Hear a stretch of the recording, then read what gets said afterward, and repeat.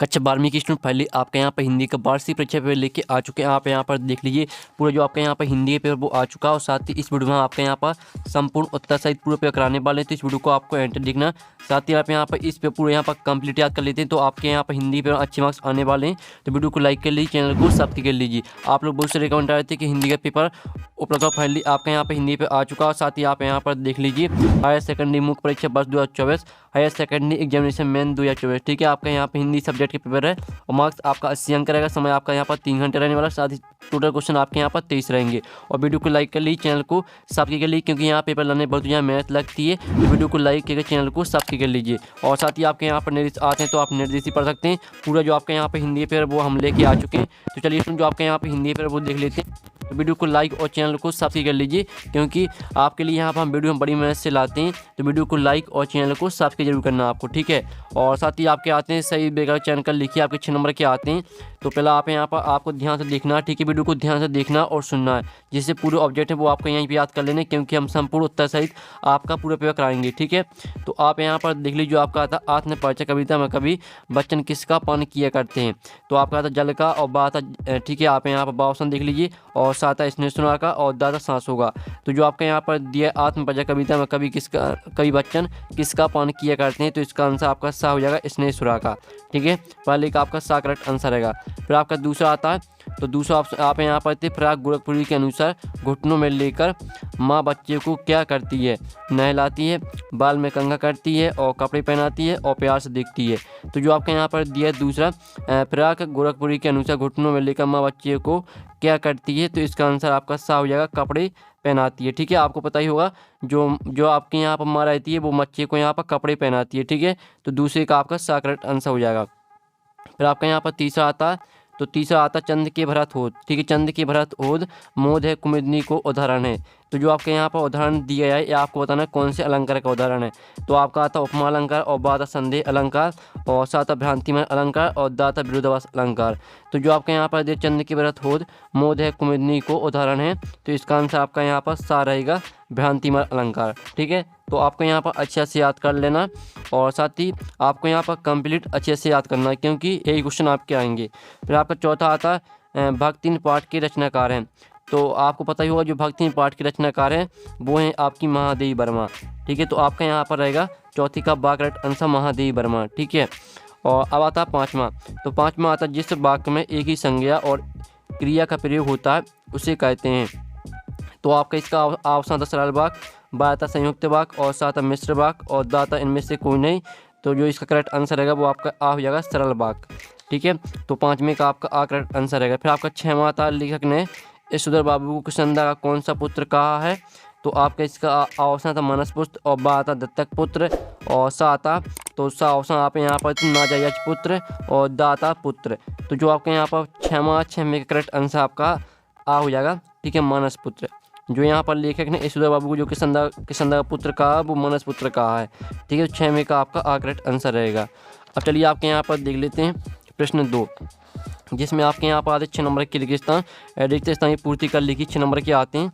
तो आपके यहाँ पर अच्छे से यहाँ पर कंप्लीट याद करना है इस पेपर को, ठीक है। पहला आता है तुमने डॉट को सहूलियत, ठीक है, तुमने डॉट को सहूलियत से बरतना कभी नहीं सीखा। तो इसमें आपका जाएगा भाषा, ठीक है। तुमने भाषा को सहूलियत से बरतना कभी नहीं सीखा। फिर आपका यहाँ पर दूसरा आता है दुनिया की सबसे रंगीन और हल्की चीज़ डॉट है। तो यहाँ पर दुनिया की जो सबसे रंगीन और हल्की चीज़ है वो है आपकी पतंग। तो इसका पतंग आपका करेक्ट आंसर रहेगा। फिर आपका तीसरा आता है पहलवान ढोलक पाठ की विधा डॉट है। तो यहाँ पर पहलवान ढोलक पाठ की विधा कहानी है, ठीक है। इसमें कहानी आपका करेक्ट आंसर रहेगा। फिर आपका चौथा आता है, ठीक है, चौथा आप यहाँ पर विवश रस का स्थायी भाव डॉट होता है। तो जो यहाँ पर विवश रस का स्थायी भाव होता है वो होता है आपका जुगुप्सा, ठीक है। तो आपका यहाँ पर चौथे का आपका जुगुप्सा करेक्ट आंसर हो जाएगा। अब चलिए आपके यहाँ पर देख लेते हैं 5वां रिक्त स्थान। तो 5वां आपके यहाँ पर रिक्त स्थान आता है संपादकीय को डॉट आवाज़ माना जाता है। तो आपका आता आम जनता अखबार। तो जो आपके यहाँ पर दिए संपादकीय को आम जनता, ठीक है, आम जनता आवाज़ माना जाता है। तो इसमें आपका आम जनता रहेगा करेक्ट आंसर। फिर आपका आता 6वां वह शब्द जो क्षेत्र विशेष में बोले जाते हैं डॉट कहलाते हैं। तो यहाँ पर वह शब्द जो क्षेत्र विशेष में बोले जाते हैं क्षेत्रीय शब्द कहलाते हैं, ठीक है। तो आपका क्षेत्रीय शब्द रहेगा करेक्ट आंसर। अब चलिए आपका जो प्रश्न 2 थे जो कि आपके यहाँ पर आते हैं रिक्त स्थान, वो भी हमने करा दिए। अब चलिए प्रश्न 3 आता है जिसमें आती है आपकी 7 नंबर की सही जोड़ी, स्तंभ अ व में दिए सही जोड़ी। ठीक है, तो पहली आती है आपकी श्रृंगारकार। तो जो श्रृंगारकार है उसको यहाँ पर रीतिकाल के नाम से भी जाना जाता है। तो आपको यहाँ पहली रीतिकाल के नाम, ठीक है, पहले आपको रीतिकाल से मैच करना है। फिर दूसरी आती है बादल राग। तो आपको बता जो आपको जो है आपके यहाँ पर दिए बादल राग, बादल राग की जो रचयिता हैं वो है आपकी निराला। ठीक है, तो दूसरी आपको यहाँ पर निराला से मैच करना है। और तीसरी आती है वर्ण के बोलने में लगा समय, तो इसको आपको इति से मैच करना है। ठीक है, और जो चौथी आती है नहर, तो नहर को आपको यहाँ मायका से मैच करना है, ये आपकी चौथी हो जाएगी। और जो आपकी पाँचवीं आती है भाव विस्तार, तो जो आपकी भाव विस्तार आती है उसे कहते हैं पल्लवन। ठीक है, तो इसे आपको पल्लवन से मैच कर देना है, ये आपकी पाँचवीं हो जाएगी। और जो छवीं आती है सबसे ऊंचा चबूतरा, तो इसको आपका बड़ा बौद्ध स्तूप से मैच करना है, ये आपकी छवीं हो जाएगी। ठीक है, जो आपकी सातवीं आती है कहानी एक केंद्र बिंदु, तो कहानी एक केंद्र बिंदु होता है कथानक। ठीक है, ये आपकी सातवीं हो जाएगी। तो इस तरह जो आपकी सही जोड़ी हैं वो आपके यहाँ पर कंप्लीट हो जाती है, आप स्क्रीनशॉट ले सकते हैं। ये हमने आपकी 7 नंबर की सही जोड़ी करा दी है। अब चलिए आपके आते हैं, ठीक है, 7 नंबर के आपके आते हैं एक शतवाक्य में उत्तर। निम्नलिखित प्रश्न का उत्तर एक शतवाक्य में लिखिए। तो पहला आता बच्चे निडरता के साथ बच्चे किसके सामने आते हैं। तो इसका जो आंसर रहेगा बच्चे यहाँ पर निडरता के साथ सुनहरे सूरज के सामने आते हैं। ठीक है, पहले का उत्तर रहेगा आपका सुनहरे सूरज। जो बच्चे यहाँ पर रहते हैं वो निडरता के साथ सुनहरे सूरज के सामने आते हैं। फिर आपका दूसरा था कभी अपने खेत में कौन सा बीज बोया। ठीक है, कभी ने अपने खेत में कौन सा बीज बोया, तो इसका उत्तर रहेगा आपका क्षण का बीज। ठीक है, क्षण का बीज आपका यहाँ पर हो जाएगा दूसरे का उत्तर क्षण का बीज। फिर आपका तीसरा आता भक्तिन का वास्तविक नाम क्या था, तो भक्तिन का वास्तविक नाम था लक्ष्मण। ठीक है, तो तीसरे का उत्तर आपका यहाँ पर लक्ष्मण हो जाएगा। ठीक है, आप यहाँ पर देख लीजिए, आपको पता ही होगा जो भक्तिन का वास्तविक नाम है वो आपका लक्ष्मण है। और फिर आपका चौथा आता है दूरदर्शन वाले कैमरे के सामने बैठे अभय से बार बार प्रश्न क्यों पूछते हैं, तो इसका उत्तर रहेगा आपका यहाँ पर चौथा है। चौथे का उत्तर आपको खुद करना है। ठीक है, हमको पता है लेकिन हम जानना चाहते हैं कौन से स्टूडेंट पढ़ते हैं कौन से स्टूडेंट नहीं पढ़ते हैं। तो जिसको भी यहाँ पर आंसर पता हो चौथे का, ठीक है, चौथी का आंसर जिसको भी पता है वो कमेंट लिखना है, जिससे और स्टूडेंट की हेल्प हो जाएगी। ठीक है, अब पाँचवा आपका आता है लड़कों की टोली को क्या नाम दिया गया था, तो यहाँ पर लड़कों की टोली को नाम दिया गया था मेढक मंडली।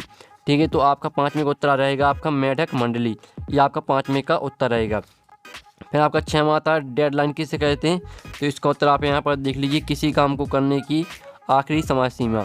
ठीक है, ये आपका छठवें का उत्तर है, यानी जो आपका दिया था डेडलाइन किसे कहते हैं, ये आपका उसी का उत्तर है। ठीक है, किसी काम को करने की आखिरी समय सीमा। फिर आपका सातवां आता गगर में सागर भरना का क्या अर्थ है, तो इसका उत्तर रहेगा आपका यहाँ पर थोड़े से बहुत अधिक कहना। ठीक है, ये आपका यहाँ पर इस तरह से जो आपके शतवाक्य मतलब वो कंप्लीट हो जाते हैं।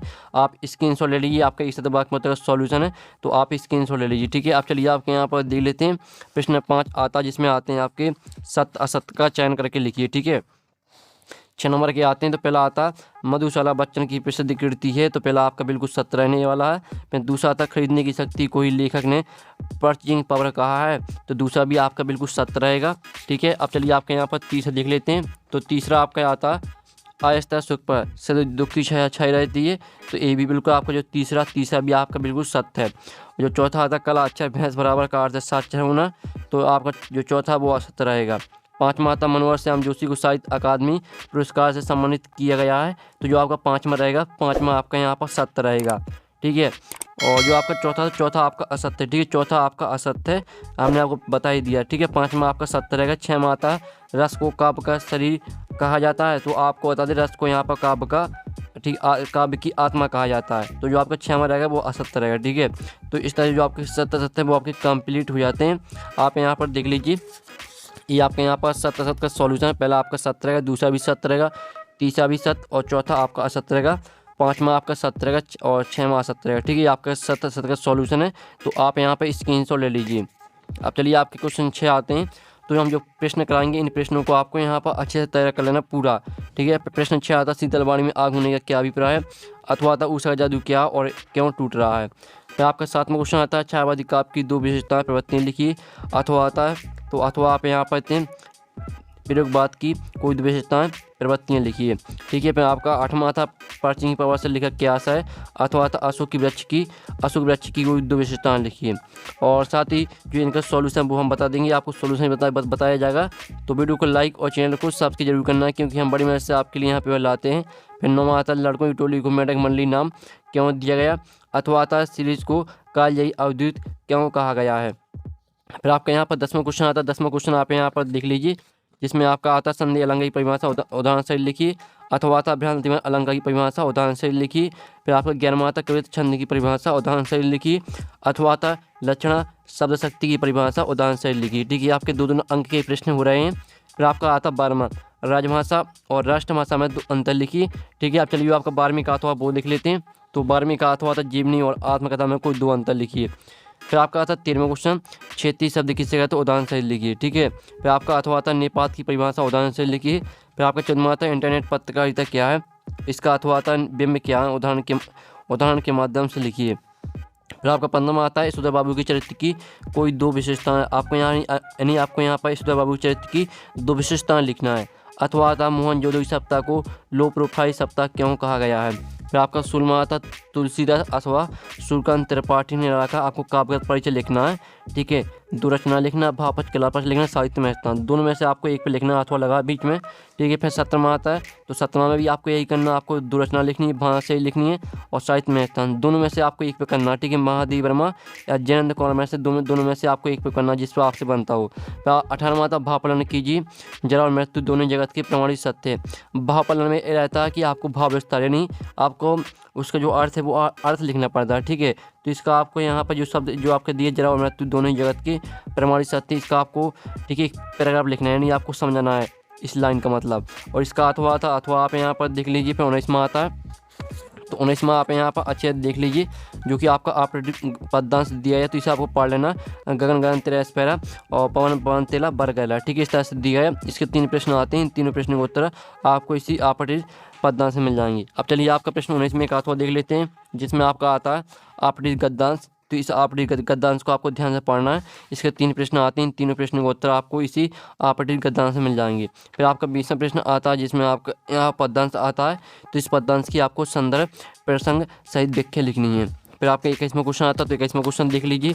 ये आपका यहाँ पर गद्यांश आता है, तो इसकी भी आपको संदर्भ प्रसंग सहित व्याख्या लिखनी है। ठीक है, आप यहाँ पर देख लीजिए, आप स्क्रीनशॉट भी ले सकते हैं। और अब आता है आपका 22वां प्रश्न आता है और 23वां प्रश्न। 22वां आता है अपने विद्यालय के प्राचार्य महोदय को सलाह शुल्क से मुक्ति हेतु आवेदन पत्र लिखिए, इसका अथवा देख लीजिए। 23वां क्वेश्चन देख लीजिए। फाइनली पूरा आपका हिंदी पे करा दिया। और जो आपके क्वेश्चन है यहाँ पर देख लीजिए, प्रश्न जो आपके यहाँ प्रश्न 6 से लेकर प्रश्न 23 तक। ठीक है, प्रश्न 23 तक का जो सॉल्यूशन है वो हम आपका नेक्स्ट वीडियो में लाएंगे। तो वीडियो को लाइक कर लीजिए, चैनल को सब्सक्राइब कर लीजिए। ठीक है, और साथ ही इसका PDF डाउनलोड करना चाहते हैं तो लिंक आपको वीडियो के डिस्क्रिप्शन में मिल जाएगी, तो वहाँ से आप पूरा PDF भी डाउनलोड कर सकते हैं।